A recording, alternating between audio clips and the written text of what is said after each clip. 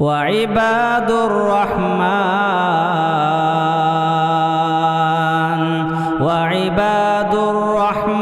الذين يمشون على الأرض هونا وإذا خاطبهم الجاهلون قالوا سلاما۔ انس بن مالک رضی اللہ تعالیٰ عنہما کہتے ہیں جب ان دونوں نے یہ بات سنی تو بے تحاشا دونوں رونے لگے، ابو بکر اور عمر رضی اللہ عنہما۔ یہ صحابہ کا ایمان اور عقیدہ تھا کہ اللہ کے رسول کی وفات کے ساتھ وحی کا سلسلہ ختم ہو گیا۔ اب اگر کوئی یہ دعویٰ کرے کہ میرے پاس کشف ہوتا ہے، الہام ہوتا ہے، اللہ کی وحی آتی ہے، کائنات کے رب کی قسم ہے، وہ اس دنیا کا سب سے بڑا جھوٹا، سب سے بڑا ظالم اور دجال اور کذاب ہے وہ آدمی جو ایسا دعویٰ کرنے والا ہے۔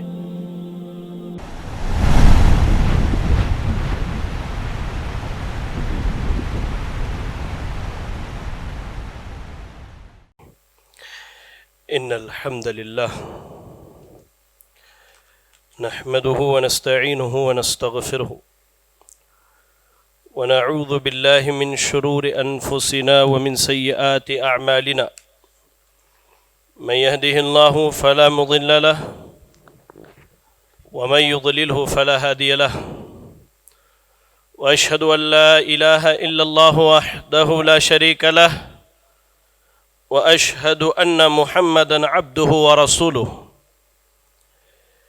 يا أيها الذين آمنوا اتقوا الله حق تقاته ولا تموتن إلا وأنتم مسلمون يا أيها الناس اتقوا ربكم الذي خلقكم من نفس واحدة وخلق منها زوجها وبث منهما رجالا كثيرا ونساء واتقوا الله الذي تساءلون به والأرحام ان اللہ کان علیکم رقیبا یا ایہا الذین آمنوا اتقوا اللہ وقولوا قولا سدیدا یصلح لکم اعمالکم ویغفر لکم ذنوبکم ومن یطع اللہ ورسولہ فقد فاز فوزا عظیما اما بعد فإن أصدق الحديث كتاب الله وأحسن الهدي هدي محمد صلى الله عليه وسلم وشر الأمور محدثاتها وكل محدثة بدعة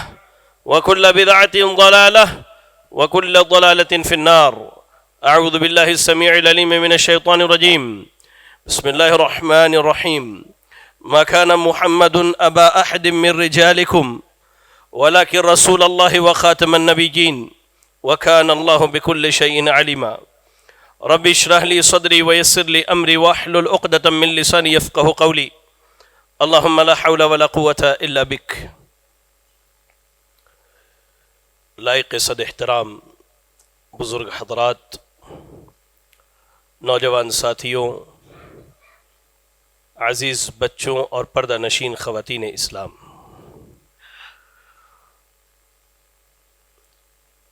خطبہ جمعہ کا عنوان ہے تحفظ عقیدہ ختم نبوت۔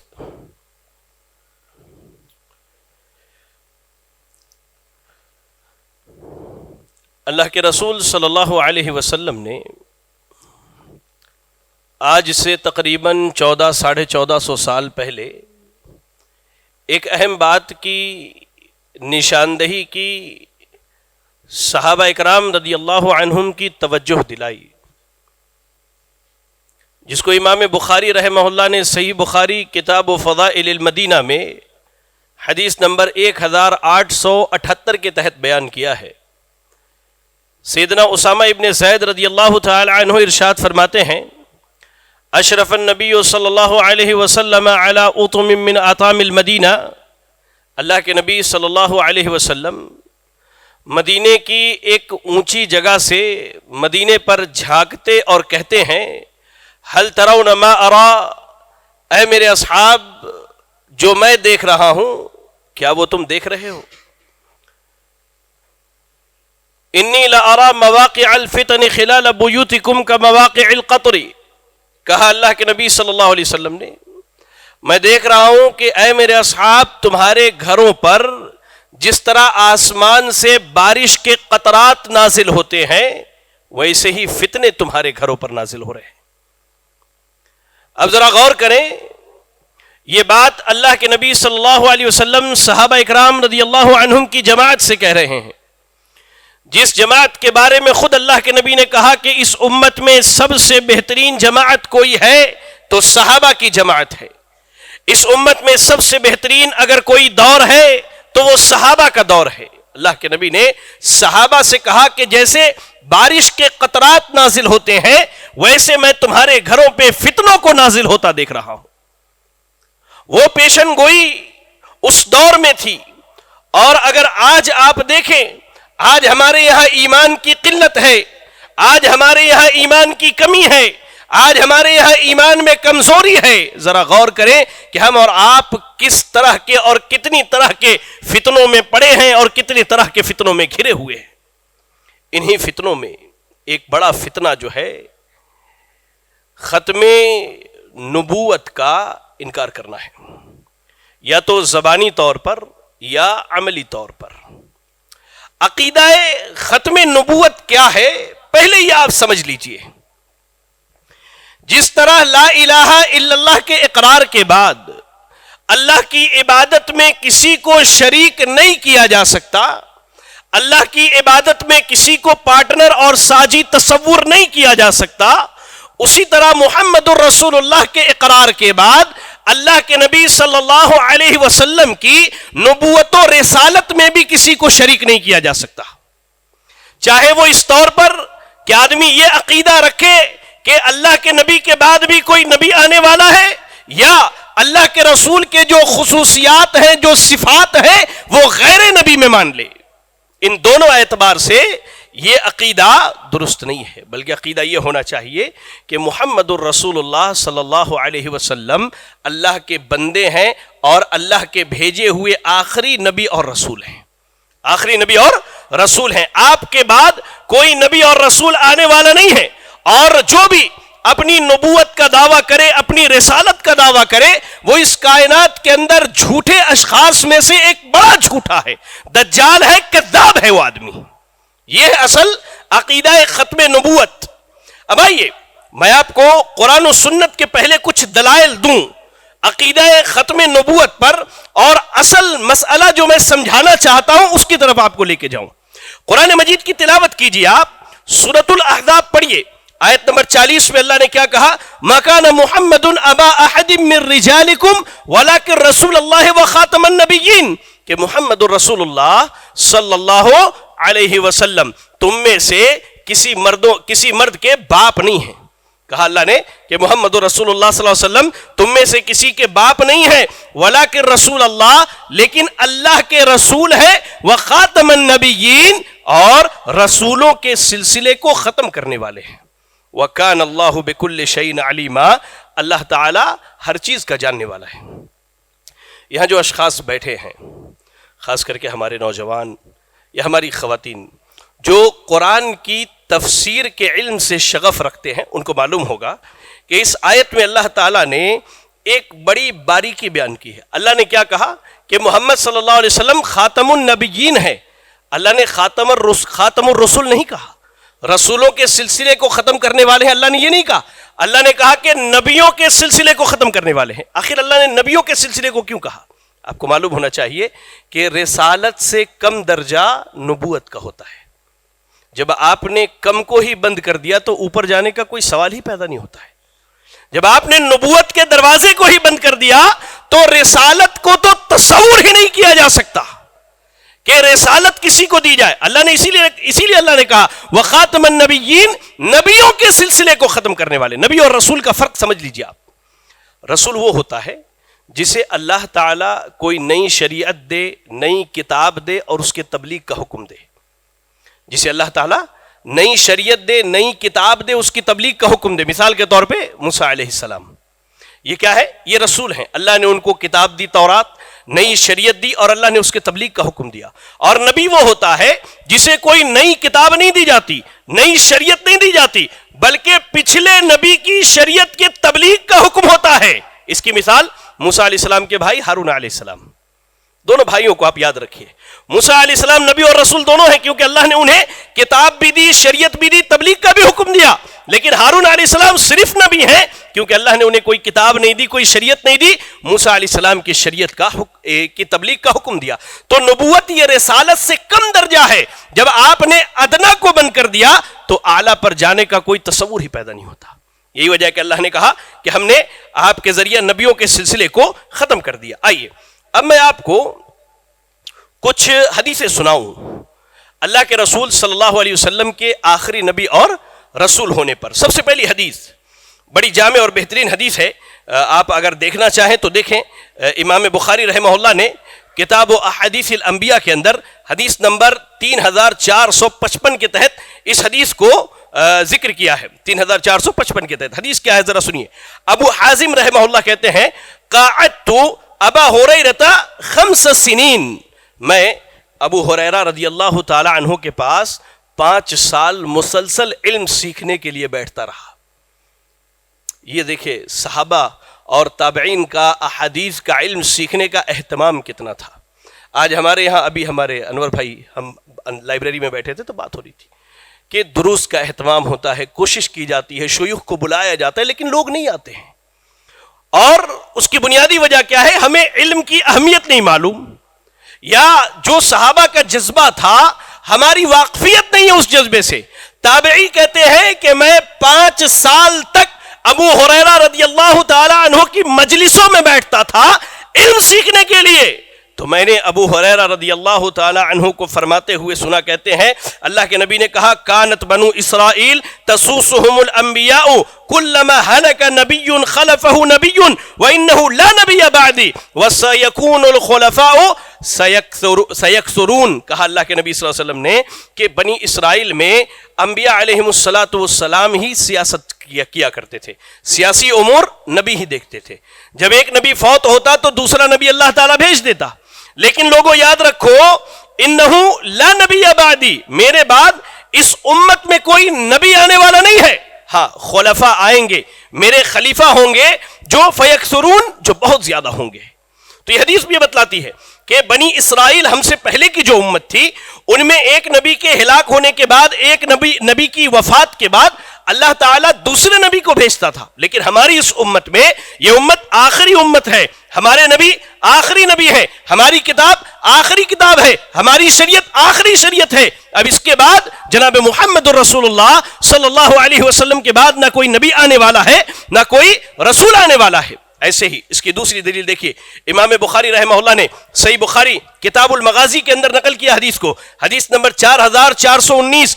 مصعب ابن سعد کہتے ہیں انہوں نے اپنے والد سے روایت کیا، کہتے ہیں اللہ کے نبی صلی اللہ علیہ وسلم نے فرمایا کہ اللہ کے نبی صلی اللہ علیہ وسلم کے ساتھ ایک معاملہ پیش آیا، جنگ تبوک کا معاملہ.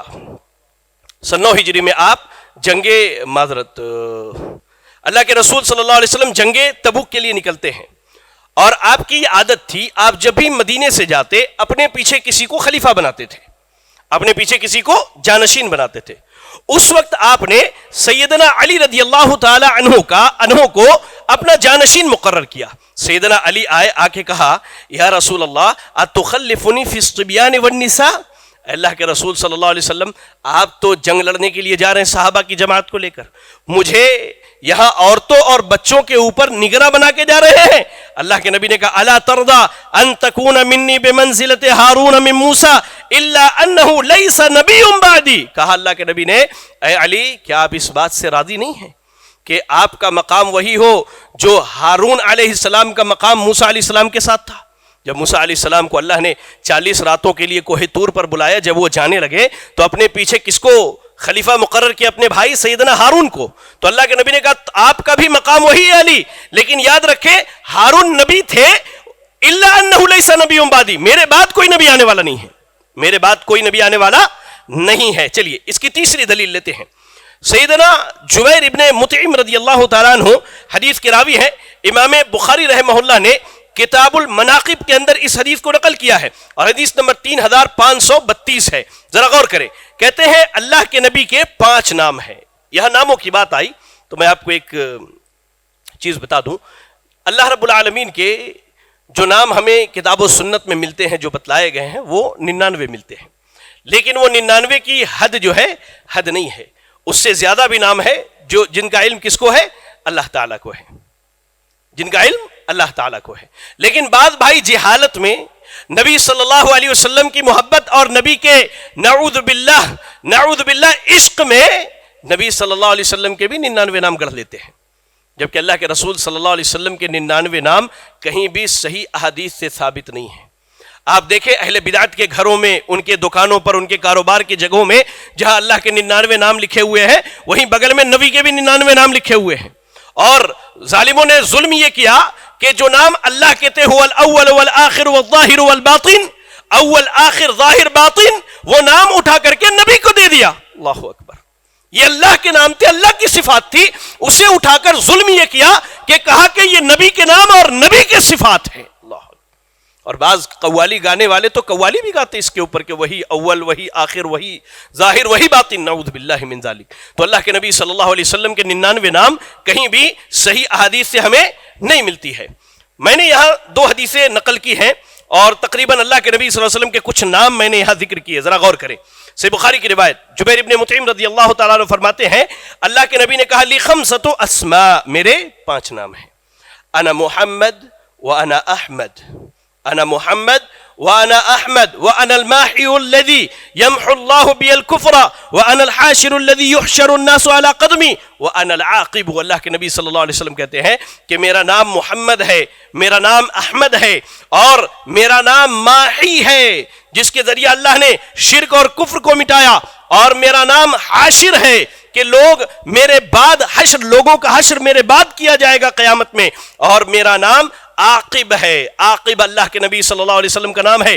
اس حدیث کی سند میں ایک بڑے مشہور راوی ہیں ابن شہاب زہری رحمہ اللہ، آپ عاقب کی شرح کرتے ہوئے کہتے ہیں العاقب الذی لیس بعدہ نبی، عاقب ایسی ذات کو کہا جاتا ہے کہ جو آخری نبی ہو، اس کے بعد کوئی نبی آنے والا نہیں۔ تو اللہ کے نبی نے بتلایا اپنے ناموں میں کہ میرا ایک نام عاقب ہے، یعنی میرے بعد اب کوئی نبی آنے والا نہیں ہے۔ ایسے ہی ابو موسیٰ اشعری رضی اللہ تعالیٰ عنہ حدیث کے راوی ہے، حدیث صحیح مسلم کی روایت ہے، کتاب الفضائل میں حدیث نمبر 2355۔ ابو موسیٰ اشعری رضی اللہ تعالیٰ عنہ کہتے ہیں یسمی لنا نفسہ اسماء، اللہ کے نبی صلی اللہ علیہ وسلم نے اپنے نام بتلائیں۔ آپ نے کیا کہا؟ انا محمد، میں محمد ہوں، وانا احمد، میں احمد ہوں، والمقفی، اور میں مقفی ہوں، والحاشر، میں حاشر ہوں، اور میرا نام نبی التوبہ اور نبی الرحمہ بھی ہے۔ اس حدیث میں اللہ کے نبی نے اپنا ایک نام کیا بتلایا؟ المقفی۔ مقفی کی جب آپ شرح دیکھیں حدیث کی کتابوں میں یا عام ڈکشنری، عام لغت میں آپ اگر مقفی کا معنی دیکھیں تو مقفی کا معنی یہ بنتا ہے کہ جو سب سے آخری میں آئے، اس کے بعد کوئی آنے والا نہ ہو، اس کے بعد کوئی آنے والا نہ ہو۔ تو اللہ کے نبی صلی اللہ علیہ وسلم نے اپنے ناموں میں 2 بڑے نام بتلائے، ایک عاقب اور ایک مقفی، جس کے معنی ہوتے ہیں کہ یہ آخری نبی اور رسول ہے، ان کے بعد اب کوئی نبی اور رسول آنے والا نہیں ہے۔ اللہ کے رسول صلی اللہ علیہ وسلم اور آپ کی اس امت کے فضائل کو بیان کرتے ہوئے آپ ارشاد فرماتے ہیں، صحیح مسلم کی حدیث ہے، صحیح مسلم کتاب المساجد و مواضع الصلاۃ میں حدیث نمبر 523 کے تحت ابو ہریرہ رضی اللہ تعالیٰ عنہ کی حدیث کو امام مسلم رحمہ اللہ نے ذکر کیا۔ اللہ کے نبی صلی اللہ علیہ وسلم کہتے ہیں فضلت علی الانبیاء بست، اللہ تعالیٰ نے 6 چیزوں کے ذریعہ مجھے سارے نبیوں پر فضیلت دی ہے۔ سبحان اللہ، اللہ کے رسول صلی اللہ علیہ وسلم کو سارے نبیوں پر اللہ نے فضیلت دی، کتنی چیزوں کے ذریعہ؟ 6 چیزوں کے ذریعہ۔ پہلی چیز آپ نے کیا کہا؟ اوتیت جوامع الکلم، اللہ نے مجھے جوامع الکلم عطا کیا ہے، یعنی نبی صلی اللہ علیہ وسلم کی بات بڑی مختصر ہوتی ہے لیکن اس کا معنی اور مفہوم بڑا وسیع ہوتا ہے، بڑا وسیع ہوتا ہے۔ آپ دیکھیں اس کی ایک مثال دیتا ہوں۔ حدیثوں کو ائمہ نے جمع کیا، حدیثوں کو ائمہ نے جمع کیا۔ صرف آپ ایک حدیث لے لیجئے مثال کے طور پر، انما الاعمال بالنیات، جو حدیث ہے انما الاعمال بالنیات، یا حدیث جبریل لے لیجئے ایمان کے تعلق سے۔ جو لوگ مدارس میں پڑھنے والے ہیں یا جن کو حدیث سے شغف ہے، جو اس فن سے جڑے ہوئے ہیں، میں سمجھتا ہوں کہ کم سے کم ہزاروں علماء نے ایک حدیث کی شرح پر 10 جلدوں میں کتابیں لکھی ہوں گی۔ اللہ کے نبی کی بات مختصر ہوتی تھی لیکن اس کا معنی کیا ہے؟ بڑا وسیع ہوتا تھا. تو اللہ نے آپ کو یہ فضیلت دی تھی کہ آپ بولتے تھوڑا تھے لیکن اس کا معنی اور مفہوم بڑا وسیع ہوتا تھا. ایسے ہی کہا وَنُصِرْتُ بِالرُّعْبِ، اللہ نے رعب کے ذریعہ میری مدد کی ہے. یعنی آپ اپنے دشمن سے جب لڑنے کے لیے نکلتے، آپ کے اور آپ کے دشمن کے درمیان 1 مہینے کا فاصلہ ہوتا، اللہ تعالیٰ دشمن کے دل میں آپ کے ڈر کو بٹھا دیتا تھا. یہ اللہ کے نبی کی خصوصیت ہے. نصرت بالرعب، اللہ نے رعب کے ذریعے آپ کی مدد کی. کہا احلت لی الغنائم، جنگ میں جو مال غنیمت حاصل ہوتی ہے وہ ہماری اس امت کے لیے اور جناب محمد رسول اللہ صلی اللہ علیہ وسلم کے لیے اور اس امت کے لیے اللہ تعالیٰ نے حلال کیا ہے. وجعلت لی الارض مسجدا وطہورا، اللہ رب العالمین نے میری امت کے لیے اور میرے لیے اس زمین کو پاک اور نماز کی جگہ بنائی ہے.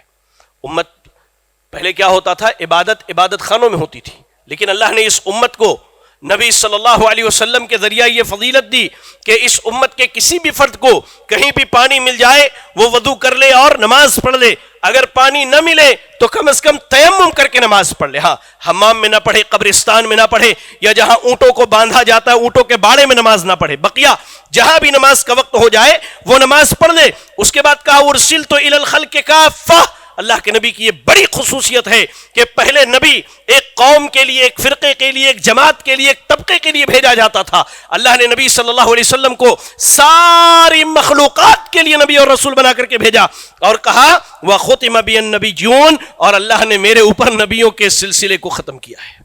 یہ اللہ کے نبی کی 6 فضیلتیں ہیں جو دوسرے کسی نبی کو اللہ تعالیٰ نے عطا نہیں کیا. آپ دیکھیں بڑے بڑے انبیاء گزرے ہیں لیکن جو فضیلت اللہ کے رسول صلی اللہ علیہ وسلم کو دی گئی وہ فضیلت کسی اور کو نہیں دی گئی. میں آپ کو بتلاؤں، صحابہ اکرام رضی اللہ عنہم اور ایسے ہی صحابیات، ان کا بھی یہ عقیدہ تھا، اعتقاد تھا کہ نبوت اور رسالت کا سلسلہ ختم ہو گیا ہے، اب کوئی نبی اور رسول آنے والا نہیں ہے. اس کی سب سے بڑی دلیل کیا ہے؟ آپ دیکھیں، جب مسیلمہ کذاب نے نبوت کا دعویٰ کیا، جب وہ کھڑا ہوا اور کہا کہ میں نبی ہوں، یمامہ کا رہنے والا تھا، تو صحابہ نے اس کے ساتھ تعامل کیا کیا؟ صحابہ نے اس سے جنگیں لڑی، اس کے خلاف صحابہ کھڑے ہو گئے. اگر اسے نبی مان لیتے یا اسے رسول مان لیتے کبھی اس سے جنگ نہ کرتے، کیونکہ صحابہ کا بھی یہ ایمان اور عقیدہ تھا اور یہ اجماعی مسئلہ تھا صحابہ کے ہاں کہ نبی صلی اللہ علیہ وسلم کے بعد کوئی نبی اور رسول آنے والا نہیں ہے. آئیے اس کی ایک پیاری سی دلیل دیتا ہوں. ہماری خواتین ذرا دھیان سے سنیں، غور سے سنیں کہ اس دور کی عورتیں کیسی تھیں. اللہ کے رسول صلی اللہ علیہ وسلم کی وفات کے بعد انس بن مالک رضی اللہ تعالیٰ عنہ حدیث کے راوی ہیں. امام مسلم نے کتاب فضائل الصحابہ کے اندر اس حدیث کو نقل کیا، حدیث نمبر 2454. انس بن مالک رضی اللہ تعالیٰ عنہ کہتے ہیں کہ ابو بکر صدیق رضی اللہ تعالیٰ عنہ نے سیدنا عمر سے کہا کہ اے عمر، چلو ذرا ہم ام ایمن سے مل کے آئیں. ویسے ہی جیسے اللہ کے نبی صلی اللہ علیہ وسلم اپنی حیات مبارکہ میں ان سے ملاقات کے لیے جاتے تھے. دونوں چلے. ذرا غور سے سنیں اس واقعے کو. دونوں جب وہاں پہنچے تو وہ دونوں کو دیکھ کر رونے لگی. ہوتا کیا تھا کہ اللہ کے رسول صلی اللہ علیہ وسلم، سیدنا ابو بکر اور سیدنا عمر، یہ تینوں جاتے تھے ان سے ملاقات کے لیے. اب اللہ کے نبی صلی اللہ علیہ وسلم ان کے ساتھ نہیں ہیں. یہ دونوں وہاں ملاقات کے لیے پہنچے تو دیکھا ام ایمن رو رہی ہے. کہا ما یبکیکی ما عند اللہ خیر لرسول اللہ. آپ کیوں رو رہی ہیں؟ آپ اس لیے رو رہی ہیں کہ اللہ کے رسول کی وفات ہو گئی؟ آپ اس لیے رو رہی ہیں کہ اللہ کے رسول ہمارے درمیان نہیں ہے؟ کیا اللہ کے پاس نبی کا جو مقام و مرتبہ ہے کیا آپ اس سے راضی نہیں ہیں؟ کہتی ہے ام ایمن، اللہ اکبر، میرے ماں باپ قربان ہوں ام ایمن پر. کہتی ہے ام ایمن، اے ابو بکر اور عمر سنیں، میں اس لیے نہیں رو رہی کہ اللہ کے رسول کی وفات ہو گئی، آپ ہمیں چھوڑ کر چلے گئے. میں رو تو اس لیے رہی ہوں ان الوحی قد انقطع من السماء، آسمان سے جو وحی کا سلسلہ آتا تھا، رحمان ہمارے متعلق جو باتیں نازل کرتا تھا، اس وحی کا سلسلہ ختم ہو گیا. اور وحی نبیوں پر آتا ہے، وحی غیر نبی پر نہیں آتا. یاد رکھے، یہ صحابہ کا عقیدہ تھا. کہتی ام ایمن، میں رو تو اس لیے رہی ہوں کہ وحی کا جو سلسلہ تھا اللہ کے رسول صلی اللہ علیہ وسلم کی موجودگی کی وجہ سے اللہ تعالی ہمارے متعلق جو احکامات جو باتیں نازل کرتا تھا اس وحی کا سلسلہ ختم ہو گیا. انس بن مالک رضی اللہ تعالیٰ عنہما کہتے ہیں جب ان دونوں نے یہ بات سنی تو بے تحاشا دونوں رونے لگے, ابو بکر اور عمر رضی اللہ عنہما. یہ صحابہ کا ایمان اور عقیدہ تھا کہ اللہ کے رسول کی وفات کے ساتھ وحی کا سلسلہ ختم ہو گیا. اب اگر کوئی یہ دعویٰ کرے کہ میرے پاس کشف ہوتا ہے, الہام ہوتا ہے, اللہ کی وحی آتی ہے, کائنات کے رب کی قسم ہے وہ اس دنیا کا سب سے بڑا جھوٹا, سب سے بڑا ظالم اور دجال اور کذاب ہے وہ آدمی جو ایسا دعویٰ کرنے والا ہے. آئیے میں آپ کو بتلاؤں, اللہ کے رسول صلی اللہ علیہ وسلم ختم نبوت کا عقیدہ ہمیں اور آپ کو سکھلاتے ہیں. امام بخاری نے صحیح بخاری کتاب المناقب کے اندر اس حدیث کو نقل کیا, حدیث نمبر 3535. راوی حدیث ابو ہریرہ رضی اللہ تعالیٰ عنہ ہے. ذرا اس حدیث کو غور سے سنو میرے نوجوانوں, اس کے بعد جو اصل مدعا میں بتلانا چاہتا ہوں اس پر آتا ہوں آپ کے لیے.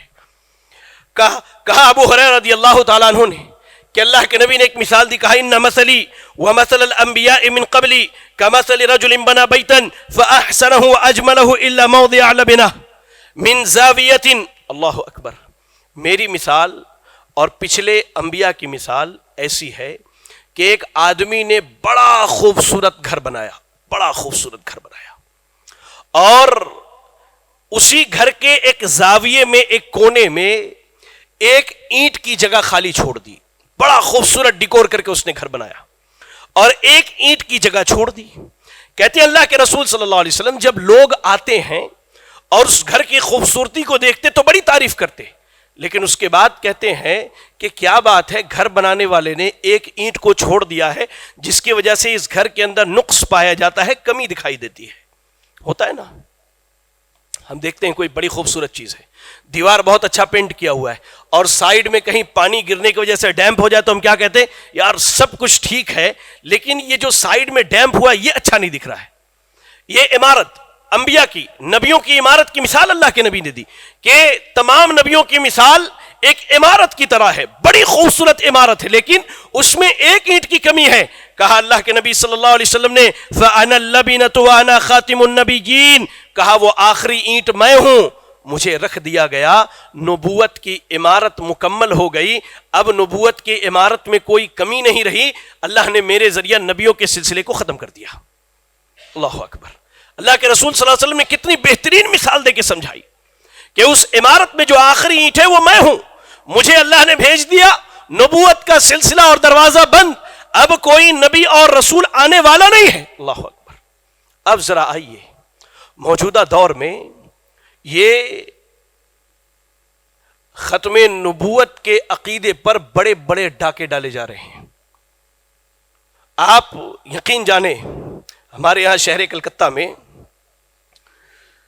بک فیئر لگا ہوا تھا, تو میرا ماموں زاد بھائی وہاں پہنچا اور اس نے اللہ کے رسول کی سیرت کی ایک کتاب خرید لی, لایا, مجھے بتلایا والا بھیا دیکھیے میں گیا تھا, آج یہ سیرت کی کتاب لایا ہوں. جب میں نے اس کے 4-5 صفحات پڑھے تو وہ کتاب قادیانیوں کی کتاب تھی جو وہاں بک فیئر میں کتابوں کے اسٹال پر کتابیں دے رہے تھے. آپ کو معلوم ہونا چاہیے کہ ہمارے ہندوستان میں یا کہہ لیجئے بر صغیر میں سب سے پہلے اگر کسی نے اپنے نبی ہونے کا دعویٰ کیا تو مرزا غلام احمد قادیانی نے دعویٰ کیا تھا, اور آج 100 سال سے زیادہ ہو گئے, اس کے ماننے والے, اس کی راہ پر چلنے والے بے شمار ہیں, خصوصی طور سے ہمارے نوجوان اس کا شکار ہو رہے ہیں. آئیے آپ کو میں ایک بات سمجھاتا ہوں. ایک عالم, ایک شخص ہے, عالم تو میں نہیں کہہ سکتا, ایک شخص ہے, فوت ہو گیا, پڑوسی ملک کا تھا وہ, اسحاق جہالوی اس کا نام ہے, اسحاق جہالوی, مولانا اسحاق کے نام سے لوگ اسے جانتے ہیں, بڑا مشہور ہے, جو انٹرنیٹ سے جڑے ہیں ان سب کو معلوم ہے میں کس کے بارے میں کہہ رہا ہوں.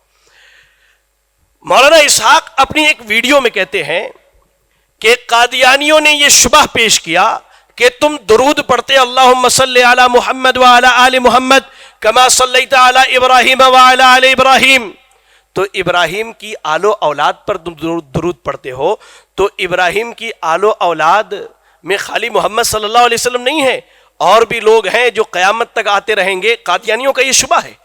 تو اس میں کیا ہے کہ جو آئیں گے جن پر تم درود پڑھ رہے ہو وہ بھی نبی اور رسول ہوں گے. قادیانیوں کی یہ شبہ ہے، عام آدمی اس سے واقف نہیں ہے۔ مولانا اسحاق اس کے جواب میں کیا کہتے ہیں سنیے ذرا۔ مولانا اسحاق کہتے ہیں کہ منصب نبوت بند ہو گیا ہے، یعنی اللہ کے جانب سے کسی آدمی کو نبی اور رسول اگر بنایا جائے تو اسے یہ اختیار نہیں کہ اپنے نبی ہونے کا اعلان کرے، یا جو لوگ اسے نبی نہ مانے اسے کافر سمجھے۔ مولانا اسحاق کہتے ہیں کہ منصب نبوت بند ہو گیا، جیسے اللہ کے نبی کو اللہ نے نبوت کا مقام اور مرتبہ دیا تھا، وہ مقام و مرتبہ ختم ہو گیا ہے، ورنہ اس امت میں نبوت نعوذ باللہ آج بھی جاری ہے۔ یہ مولانا اسحاق کا کہنا ہے کہ اس امت میں نبوت آج بھی جاری ہے، آج بھی جاری ہے۔ کہتے ہیں کہ جو لوگ اس امت میں نبی صلی اللہ علیہ وسلم کے بعد بھی نبی بنائے جائیں گے، ان کے مقام اور مرتبے پچھلے نبیوں سے بھی زیادہ ہوں گے۔ ہاں ایک چیز ہے کہ وہ اپنے نبی ہونے کا اعلان نہیں کر سکتے، مولانا اسحاق کہتے ہیں کہ وہ اپنے نبی ہونے کا اعلان نہیں کر سکتے۔ ان کے بقول یہ ہے کہ مرزا غلام احمد قادیانی کا صرف ایک جرم تھا، وہ یہ تھا کہ اس نے اپنے نبی ہونے کا اعلان کیا تھا، ورنہ اس امت میں مولانا اسحاق کے بقول نبوت آج بھی جاری ہے اور نبی آج بھی بنائے جائیں گے۔ میں نے مولانا اسحاق کا حوالہ کیوں دیا؟ آج ہمارے نوجوانوں کی اکثریت جو ہے دو اشخاص کو بہت سنتی ہے، ایک انجینئر علی مرزا کو اور دوسرا جاوید احمد غامدی کو۔ جی سنتے کہ نہیں سنتے؟ سنتے کہ نہیں؟ ارے بولو بھائی، امام کو حق ہے وہ پوچھ سکتا ہے جمعہ میں، سنتے کہ نہیں سنتے؟ انجینئر علی مرزا کو بڑا سنتے ہیں لوگ، جاوید احمد غامدی کو بڑا سنتے ہیں۔ آپ کو میں بتلاؤں، انجینئر علی مرزا کا استاذ یہ آدمی ہے اسحاق جہالوی، انجینئر علی مرزا کا استاذ، ویڈیوز موجود ہیں انٹرنیٹ پر، جس کو ثبوت چاہیے وہ آ کے مجھ سے لے کر کے جائے۔ انجینئر علی مرزا کہتا ہے کہ شیخ الاسلام یعنی امت اسلامیہ میں اگر کوئی بڑا عالم دین ہو سکتا ہے تو وہ مولانا اسحاق ہے۔ وہ اپنے ایک ویڈیو میں کہتا ہے انجینئر علی مرزا کہ اہل حدیثوں کے علاوہ امام ابن تیمیہ کو کوئی نہیں جانتا، لیکن مولانا اسحاق کو دیوبندی بھی جانتے، بریلوی بھی جانتے، اہل حدیث بھی جانتے، شیعہ بھی جانتے۔ اس اعتبار سے شیخ الاسلام مولانا اسحاق ہوئے۔ بھائی تم جس کی راہ پر چل رہے ہو، جس انجینئر کی تم باتیں سن رہے ہو اور جس کی باتوں پر تم عمل کر رہے ہو، جسے تم نے آج بہت بڑا عالم دین تصور کر کے رکھا ہے، اس کا استاذ ختم نبوت کا منکر ہے۔ کیا تم نے کبھی سنا کہ انجینئر نے اپنے کسی ویڈیو میں کہا ہو کہ مولانا اسحاق کی یہ باتیں غلط ہے کہ اس امت میں نبوت کا سلسلہ آج بھی جاری ہے؟ نہیں کہا اس نے، نہیں کہا اس نے، پھر بھی تم انجینئر کو سنتے ہو۔ نوجوانوں تم کہاں جا رہے ہو؟ تم نے کون سی راہ اختیار کر لی؟ جاوید احمد غامدی کو سنتے ہو۔ سنو، جاوید احمد غامدی اپنے ایک انٹرویو کے اندر کہتے ہیں، جب ان سے پوچھا گیا کہ مولانا اسحاق کے بارے میں آپ کی کیا رائے ہے، تو جاوید احمد غامدی نے کہا کہ اس میں کوئی شک نہیں، یہ جملے جاوید احمد غامدی کے ہیں، اس میں کوئی شک نہیں کہ مولانا اسحاق صاحب ایک بہت بڑے محقق تھے۔ جاوید احمد غامدی، نوجوانوں نے سن کر کے جاوید احمد غامدی کو میوزک حلال کر لیا۔ یہ داڑھی چٹے ہمارے معاشرے میں جتنے دکھتے ہیں نا نوجوان، اکثریت جاوید احمد غامدی کو سننے والے ہیں۔ ذرا سنو، جاوید احمد غامدی کے بقول مولانا اسحاق ایک بہت بڑے محقق ہے، اور یہ محقق کہتا ہے کہ اس امت میں نبوت کا سلسلہ جاری ہے، نعوذ باللہ ثم نعوذ باللہ۔ میں آپ کو بتلاؤں، یہ علم دین ایک اللہ کے جانب سے بہت بڑی نعمت ہے۔ امام مسلم نے صحیح مسلم کے اندر امام ابن سیرین کا قول نقل کیا ہے، کہتے ہیں ان ھذا العلم دین، یہ علم جو ہے اصل میں تمہارا دین ہے۔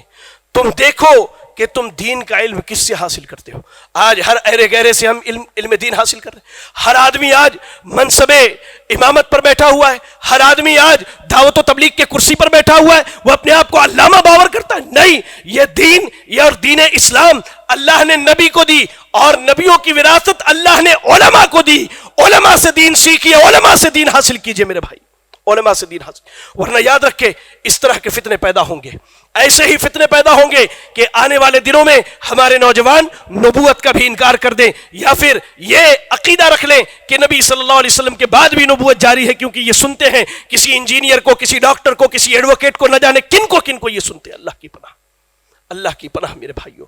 اور آگے آئیے، میں نے بہت پہلے ایک شخص کا ذکر کیا تھا جو کہ کینیڈا کا رہنے والا ہے، پڑوسی ملک کا ہے، کینیڈا میں رہتا ہے۔ اس شخص کا نام محمد شیخ ہے۔ اس سے کسی نے پوچھا جب کہ مسلمان کہتے ہیں کہ محمد صلی اللہ علیہ وسلم آخری نبی اور رسول ہیں، آپ کی اس کے بارے میں کیا رائے ہے؟ اسے بھی ہمارے نوجوان سننے والے بہت ہیں، بہت سنتے ہیں ہمارے نوجوان۔ محمد شیخ کو شیخ وہ ماشاءاللہ کوٹ پینٹ ٹائی پہن کے آتا، بڑی بہترین باتیں کرتا ہے، ایسی باتیں جو بڑی لچکدار ہوتی ہے، ہمارے مطابق ہوتی ہے۔ محمد شیخ کہتا ہے کہ قرآن میں کہیں بھی نہیں لکھا ہوا کہ محمد صلی اللہ علیہ وسلم آخری نبی ہے۔ یہ محمد شیخ کی کلمات ہیں جسے آپ اور ہم سنتے، ہمارے نوجوان جنہیں سنتے ہیں۔ جبکہ میں آپ کو بتلاؤں، صحیح سنن نبی داؤد کی روایت حدیث صحیح سند سے آئی ہے، امام ابو داؤد نے اس کو کتاب الفتن والملاحم کے اندر نقل کیا، حدیث نمبر 4252، کہا اللہ کے نبی صلی اللہ علیہ وسلم نے انہو سیکون فی امتی کذابون ثلاثون، میری امت میں 30 لوگ ایسے ہوں گے جو جھوٹے ہوں گے اور ہر آدمی دعویٰ کرے گا کہ میں نبی ہوں۔ آپ نے یہ پیشن گوئی کی، اس امت میں 30 بڑے بڑے جھوٹے آئیں گے جو یہ دعویٰ کریں گے کہ وہ نبی ہیں، لیکن اللہ کے نبی نے کہا میرے بعد کوئی نبی آنے والا نہیں۔ جب بات چلی ہے، بس 2-4 منٹ اور آپ کا لوں گا، میں بات چلی ہے تو میں بتلا دوں، وہ لوگ جنہوں نے اپنے نبی ہونے کا دعویٰ کیا، ان کی ایک لمبی فہرست ہے میرے پاس، میں ان میں سے کچھ کے نام آپ کو بتانا چاہتا ہوں تاکہ ہمارے نوجوانوں کو یہ معلوم رہے کہ واقعی لوگوں نے اپنے نبی ہونے کا دعویٰ بھی کیا ہے۔ سب سے پہلے نبوت کا دعویٰ اسود عنسی نامی شخص نے کیا جو یمن کا رہنے والا تھا، اس کے بعد مسیلمہ کذاب نے کیا جو یمامہ کا رہنے والا تھا، اس کے بعد سجا بنت حارث نے کیا جو کہ ایک عورت ہے، اس کے بعد حارث کذاب نے کیا جو دمشق کا رہنے والا تھا، پھر اس کے بعد مغیرہ بن سعید نے کیا، اللہ اکبر، پھر اس کے بعد بیان ابن سمعان نے کیا، پھر صالح بن طریف نے کیا، یہ ایک یہودی تھا لیکن اس نے اسلام کا لبادہ اوڑھا اور اپنے نبی ہونے کا دعویٰ کیا۔ اس کے بعد افریقہ میں رہنے والے ایک شخص اسحاق اخرس نامی شخص نے اپنے نبی ہونے کا دعویٰ کیا۔ پھر استاد سیس نام ہے اس شخص کا، یہ خراسان کا رہنے والا ہے، اس نے اپنے نبی ہونے کا دعویٰ کیا۔ علی بن محمد خارجی، اس نے ابھی اپنے نبی ہونے کا دعویٰ کیا۔ مختار بن ابو عبید ثقفی، اللہ اکبر، یہ صحابی رسول کا بیٹا ہے، صحابی رسول ہے، ابو عبیدہ بن مسعود جلیل القدر صحابی ہے۔ اس شخص کے پاس علم ہونے کے باوجود اس نے صرف صحابہ کی دشمنی میں اپنے آپ کو نبی ثابت کیا، اور آپ کو معلوم ہونا چاہیے شیعوں کیا بہت بڑا ہیرو ہے یہ بندہ۔ شیعہ جو ہے اس کے اوپر فلمیں بناتے ہیں اور کہانیاں لکھتے ہیں اور قصے لکھتے ہیں۔ مختار بن ابو عبید ثقفی، اس شخص نے اپنے نبی ہونے کا دعویٰ کیا۔ ایسے ہی حمدان بن اشعث قرمتی، یہ کوفہ کا رہنے والا تھا، اس نے بھی نبی ہونے کا دعویٰ کیا۔ علی بن فضل، یہ یمن کا رہنے والا تھا، اس نے بھی نبی ہونے کا دعویٰ کیا۔ حامیم بن من اللہ، اس نے اپنے نبی ہونے کا دعویٰ کیا۔ عبد العزیز باسندی، اس نے ابھی اپنے نبی ہونے کا دعویٰ کیا۔ ابو طبیب احمد بن حسین متبنی، اس نے اپنے نبی ہونے کا دعویٰ کیا۔ ابو القاسم احمد بن قصی، اس نے اپنے نبی ہونے کا دعویٰ کیا۔ عبدالحق بن سبعین مرسی، ایسے ہی با یزید روشن جالندری، میر محمد حسین مشہدی، ان سب نے نبی ہونے کا دعویٰ کیا۔ اور ہمارے بر صغیر میں مرزا غلام احمد قادیانی نے نبی ہونے کا دعویٰ کیا۔ مرزا غلام احمد قادیانی نے 1839 عیسوی یا 1840 میں یہ پیدا ہوتا ہے اور 1901 میں یہ اپنے نبی ہونے کا دعویٰ کرتا ہے۔ شروع میں تو اس نے بہت پروپیگنڈا کیا اور مسلمانوں کا حمایتی بنا رہا، اور یہودیوں سے عیسائیوں سے اس نے بڑے مناظرے کیے، بہت کچھ اس نے کیا، اور 1901 میں آ کے اس نے اپنے نبی ہونے کا دعویٰ کیا۔ لیکن اللہ کا فضل دیکھو میرے بھائیوں، اللہ کا فضل دیکھو، آج جو امت اہل حدیثوں کو گالیاں دیتی ہے، جاؤ انہیں بتلاؤ جب مرزا غلام احمد قادیانی نے اپنے نبی ہونے کا دعویٰ کیا، سب سے پہلے اس کے خلاف اگر کوئی کھڑا ہوا تو ہم اہل الحدیث کھڑے ہوئے تھے۔ سب سے پہلے مولانا حسین بٹالوی رحمہ اللہ نے ایک فتویٰ لکھا جس میں لکھا کہ مرزا قادیانی یہ زندیق ہے، یہ مرتد ہے، یہ کافر ہے اور یہ جھوٹا نبی ہے۔ فتویٰ لکھنے کے بعد اپنے استاذ میاں نذیر حسین محدث دہلوی رحمہ اللہ کے پاس آئے اور اس فتوے پر ان کی دستخط لی اور 200 علماء سے دستخط کروائے، 200 علماء سے۔ سب سے پہلے اگر قادیانیت کے خلاف کسی نے قدم اٹھایا تو ہم اہل الحدیث نے اٹھایا، اور سب سے پہلے مرزا قادیانی کو اگر کسی نے مباہلے کے لیے دعوت دی وہ بھی اہل الحدیث تھے، مولانا ثناء اللہ امرتسری رحمہ اللہ۔ وہ بھی اہل الحدیث ہے۔ 1903 میں مرزا کے گھر پر جا کر کے، ممبر سے، اسٹیج سے نہیں، مرزا کے گھر پر جا کر کے مرزا کو کہا اگر تو واقعی سچا نبی ہے تو آ ہم سے مباہلہ کر لے۔ اس وقت مرزا نے ایک دعا کی تھی، اللہ نے اس کی وہ دعا قبول کی، اللہ نے مرزا کی دعا قبول کی، کہا کہ ہم دونوں میں سے جو سچا ہے وہ زندہ رہے، جو جھوٹا ہے وہ مر جائے۔ مرزا مولانا ثناء اللہ کی زندگی میں ہی ہیضے کی بیماری میں ٹوائلٹ میں حمام میں گر کر کے مرا تھا، اللہ نے اس کی بھی دعا قبول کی تھی۔ اللہ اکبر۔ آج ہمارے بھائی کہتے کہ اللہ بغیر وسیلے کے دعا قبول نہیں کرتا ہے۔ ایسے ہی بر صغیر میں سب سے پہلے اگر مرزا کے خلاف کسی نے تفصیلی کتاب لکھی تھی تو مولانا قاضی سید سلیمان منصور پوری رحمہ اللہ نے لکھی تھی، وہ بھی 25 سال کی عمر میں۔ آج ہمارے یہاں 25 سال کے نوجوان بیٹھے، ذرا ان سے پوچھو انہوں نے قرآن مجید کے کتنے صفحات یاد کیے، کتنی حدیثیں انہیں یاد ہیں، ان سے پوچھو۔ مولانا قاضی سید سلیمان منصور پوری نے 25 سال کی عمر میں سب سے تفصیلی جواب مرزا غلام احمد قادیانی کو دیا تھا، اور اللہ کا فضل تھا کہ وہ بھی اہل الحدیث تھے۔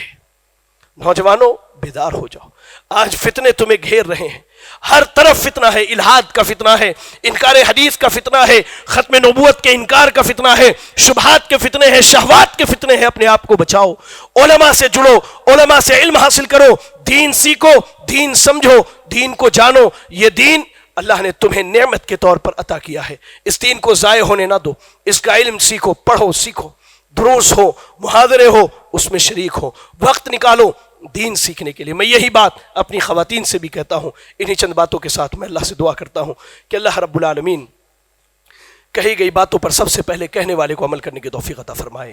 اللہ تعالیٰ آپ تمام سامعین اور سامعات کو عمل کرنے کی توفیق عطا فرمائے۔ الہ العالمین ہم میں جو پریشان حال ہیں اللہ تو ان کی پریشانیوں کو دور فرما دے۔ اللہ ہم میں جو بیمار ہیں اللہ تو انہیں شفا کامل عاجل عطا فرما دے۔ اللہ ہم میں جو مقروض ہیں تو انہیں قرض کی ادائیگی کی توفیق عطا فرما دے۔ الہ العالمین ہمارے جو نوجوان اپنے رزق کے لیے پریشان حال ہے اللہ تو ان کے رزق کے معاملات کو آسان کر دے۔ اللہ ہماری جو بہنیں اپنے گھروں میں اپنے رشتوں کے لیے بیٹھی ہیں اللہ تو ان کے لیے بہترین دیندار رشتوں کا انتخاب فرما دے۔ اللہ ہم میں سے جن کے والدین زندہ ہیں اللہ تو ان پر رحم فرما دے۔ اللہ تو انہیں ایمان اور صحت کی زندگی عطا فرما دے۔